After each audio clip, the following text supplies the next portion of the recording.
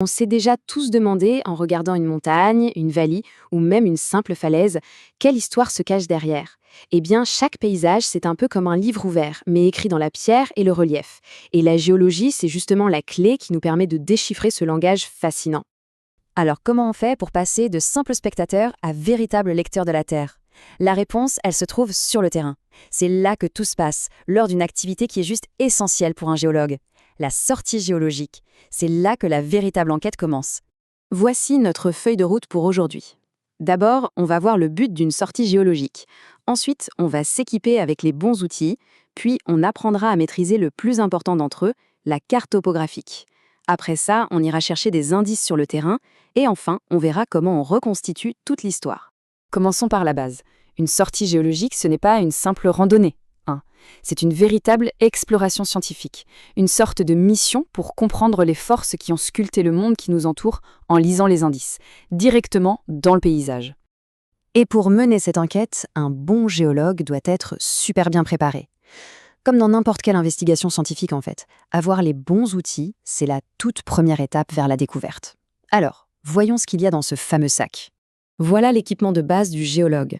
Chaque objet ici, de la boussole jusqu'au marteau, a un rôle bien précis et super important. Ces outils ne permettent pas seulement de s'orienter, mais surtout de collecter les précieuses informations qui vont nous permettre de reconstituer le passé. Si on regarde d'un peu plus près, le marteau par exemple, il ne sert pas juste à casser des cailloux.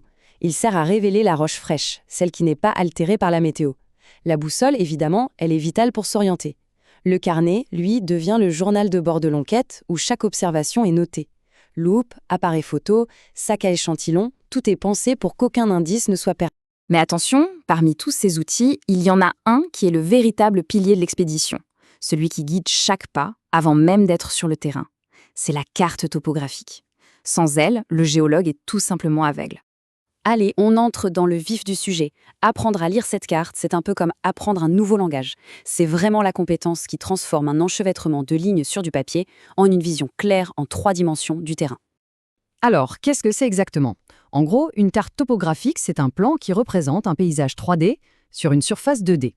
Et tout son secret, c'est la manière dont elle arrive à nous montrer l'altitude et les formes du relief. Et le secret de cette carte, le voilà, ce sont les courbes de niveau. Pour faire simple, imaginez qu'on découpe une montagne en tranches horizontales, à des hauteurs régulières. Eh bien, chaque ligne sur la carte représente le contour d'une de ces tranches. C'est ça, la clé pour visualiser les montagnes et les vallées sans même les avoir sous les yeux. Et il y a une règle d'or, toute simple, pour interpréter ces lignes. Quand elles sont très proches les unes des autres, ça veut dire que la pente est raide, abrupte, comme une falaise. Et à l'inverse, si elles sont très espacées, le terrain est plat ou en pente très douce. C'est une info capitale pour préparer son itinéraire. On peut même aller plus loin et carrément dessiner le paysage avant de le voir. C'est ce qu'on appelle créer un profil topographique. Le principe est assez simple, on trace une ligne, disons de A à B sur la carte, on note l'altitude de chaque courbe que cette ligne croise, on reporte ces points sur un graphique et on les relie. Ça nous révèle la forme exacte du relief. Et voilà le résultat. C'est le moment un peu magique où ces lignes abstraites sur le plan prennent soudainement la forme bien réelle d'une colline ou d'une vallée. On peut littéralement voir le relief qu'on va aller explorer. C'est quand même incroyable. Ok, maintenant on quitte la carte et on met les pieds sur le terrain. Une fois sur place, la carte nous a bien guidés, mais c'est l'observation directe qui va nous donner les preuves physiques, les indices concrets de l'histoire géologique du lieu. Que ce soit dans les sommets enneigés du Haut-Atlas ou dans les gorges profondes de Todga, chaque paysage offre des indices uniques. La nature des roches, la présence de fossiles, l'orientation des couches géologiques. Le travail du géologue, c'est de repérer tous ces détails et de les interpréter. L'un des indices les plus importants, on le trouve dans ce qu'on appelle les affleurements rocheux.